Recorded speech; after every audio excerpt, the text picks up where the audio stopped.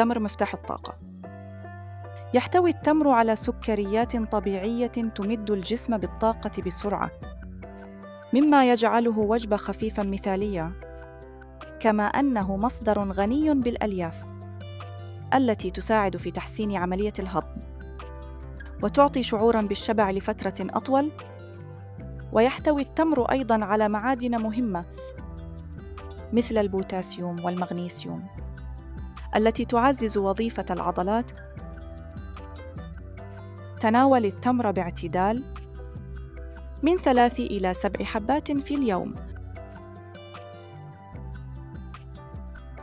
ولا تقلق من زيادة الوزن، فزيادة الوزن ناتجة عن تراكم ما تأكله طوال اليوم وليست مرتبطة بمادة غذائية واحدة.